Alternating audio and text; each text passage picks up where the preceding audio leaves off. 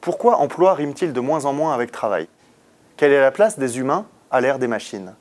Les entreprises ont-elles encore un sens? Aux côtés de Sabine Lockman, présidente de BPI Group, et de Jean Benedetti, président de Jobbers, bienvenue dans la première émission de DIDH, des innovations et des hommes.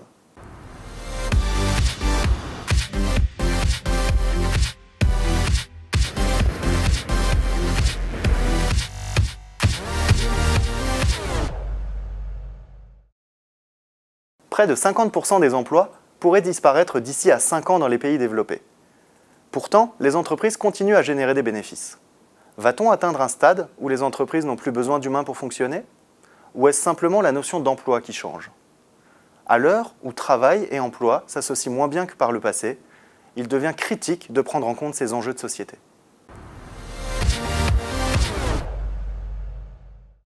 Sabine Lockman, Jean Benedetti, bonjour. Bonjour Jérémy. Bonjour Jérémy. Sabine, une première question pour toi. Comment expliques-tu le fait qu'il y ait de moins en moins d'emplois disponibles alors que les entreprises ont l'air de continuer à faire de la croissance? Spontanément, j'ai envie de répondre deux choses. La première, c'est que tout dépend des secteurs d'activité. On a certains secteurs d'activité qui subissent de plein fouet la crise. Je pense au secteur de l'énergie, touché par la crise du pétrole. Et aujourd'hui, effectivement, nous avons une baisse extrêmement significative au niveau mondial des emplois. Est-ce pour autant des groupes qui continuent à faire de la croissance sur certains segments de leur activité? Oui, mais sur les segments traditionnels de l'extraction du pétrole et puis de la raffinerie en tant que telle du pétrole, non. L'autre réponse, très simplement, c'est qu'il y a une décroissance dans certaines zones géographiques, tout simplement parce que les marchés ont bougé et que, partant, lorsque ces entreprises ne sont pas géographiquement dans ces pays, effectivement, elles perdent de l'emploi dans les pays plus matures dans lesquels elles sont traditionnellement positionnées. Donc, en fait, pour toi, ce qu'on vit, c'est une sorte de redistribution des cartes. Jean, est-ce que tu valides cette hypothèse? Absolument. Je pense que la redistribution des cartes, elle a lieu depuis la deuxième moitié du XXe siècle. On détruit effectivement plus d'emplois qu'on en crée. Mais la situation n'est peut-être pas si grave que ça, puisque les entreprises continuent de créer de la richesse et que cette richesse, elle est distribuée autrement et elle est produite autrement. Je pense qu'elle est produite par des emplois salariés, mais aussi par des freelances, et qu'il faut prendre en compte cette nouvelle forme de travail si on veut considérer la bonne santé d'une société. Alors, tu parles de nouvelles formes de travail. Justement, sur ta plateforme Jobbers, tu mets en avant des nouvelles formes d'emploi. Donc, selon toi, quelle est la place de l'humain dans l'entreprise de demain? Alors, on assiste à une forme de paradigme avec, d'une part, des entreprises qui ont besoin finalement de fragmenter différemment l'appel à des ressources humaines, et d'autre part, des collaborateurs qui ont besoin, pour certains, pour compléter leurs revenus, de cumuler différentes formes de travail, que ce soit des offres d'emploi ou de l'entrepreneuriat, c'est-à-dire cette capacité à créer son propre emploi en parallèle d'un emploi salarié. Et finalement, ce qui est intéressant de constater dans ces entreprises, c'est qu'elles ont affaire à des gens qui vont être plus autonomes sur leur poste, qui vont avoir des vrais profils de chef d'entreprise par ailleurs, et qu'elles vont pouvoir en tirer un maximum parti, puisque ce sont des gens à qui elles pourront confier beaucoup plus de responsabilités. Et je pense que la place de l'humain dans cette entreprise de demain, ça va être une place de choix, des gens à qui on va confier finalement plus de responsabilités et qu'on va devoir fidéliser aussi autrement avec de nouvelles formes d'attractivité. Merci Jean. C'est un gros changement quand même tout ça. Sabine, pour toi, quel impact ça peut avoir justement sur l'humain à proprement parler? Moi, ce que je vois dans cette évolution, d'ailleurs c'est ce qu'on voit très bien chez BPI Group, c'est que finalement, qu'est-ce qui va aider ou garantir à la personne, et je dis bien la personne, que tout au long de sa vie professionnelle, elle pourra rebondir. C'est peut-être un travail sur deux éléments. Le premier sur sa flexibilité, sa capacité à aller sur différents types de vie professionnelle, pas simplement dans le cas d'un emploi salarié, mais également en étant entrepreneur ou en mixant les deux dans le courant de la même journée. Et puis la deuxième chose, c'est d'être en capacité de retrouver régulièrement une énergie qui lui permet effectivement d'être dans le bon tempo du rythme auquel aujourd'hui on est soumis quelque part. Parce que c'est vrai que les nouvelles technologies, l'évolution des business models, les marchés qui bougent de façon très très rapide nous demandent une flexibilité, une agilité et une capacité de nous ressourcer régulière. Merci Sabine. Donc derrière le sujet de l'emploi et du travail, finalement, le combat de l'employabilité tout au long de sa vie. Je pense que définitivement, c'est le combat pour le travail. Peu importe le type de contrat, c'est surtout pour le travail tout au long de sa vie professionnelle. Merci Sabine. Et maintenant, on retrouve la chronique innovation d'Alexandre. Bonjour et bienvenue dans la chronique innovation. Ça ne va peut-être pas changer le monde, mais ça vaut vraiment la peine de s'y intéresser. Aujourd'hui, 3 startups innovantes, originales et efficaces. Comment trouver son job avec un coquillage ? NeoJob, c'est une agence de marketing et de recrutement RH spécialisée dans la gamification de l'expérience candidat. Ils ont par exemple organisé pour Trocoris un recrutement par challenge.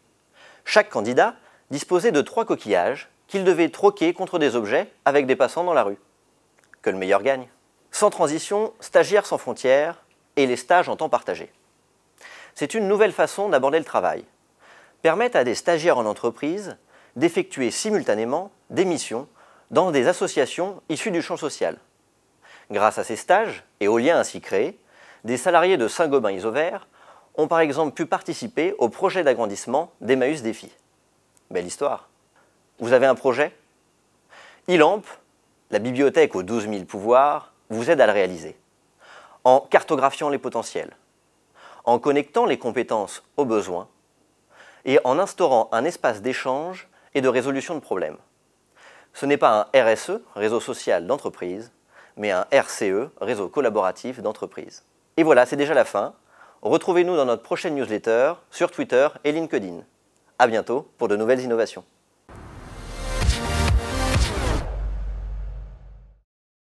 Sabine, une dernière question pour clore ce chapitre aujourd'hui.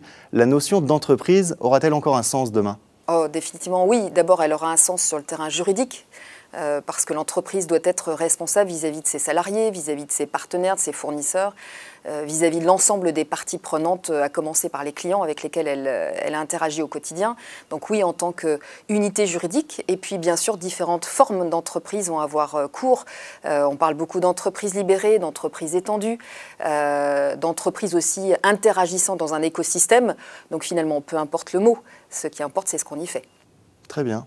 Jean, tu rejoins un peu ce constat. Pour toi, il y aura toujours une entreprise demain ? Tout à fait, il y aura même beaucoup plus d'entreprises. Et ces petites entreprises qui vont naître, qui vont être ce qu'on avait autrefois, le plombier du quartier, le boucher du coin, ce sont des entreprises qui vont prendre toutes leurs lettres de noblesse. C'est-à-dire des chefs d'entreprise qui vont être capables d'avoir un outil de production, d'avoir un outil pour gagner leur vie, mais en même temps, ils vont s'approprier les outils des grandes entreprises, des outils de présence sur Internet, des outils pour se marketer, pour se faire valoir. Et c'est ça qui est génial. Merci à tous les deux pour votre présence aujourd'hui. Sabine Lockman de BPI Group, Jean Benedetti de Jobbers. Merci à toi Jérémy et longue vie à ce journal. Merci Jérémy. Retrouvez la chronique innovation d'Alexandre sur la newsletter du Lab RH. Et maintenant, la conclusion du mois par Boris, notre philosophe maison.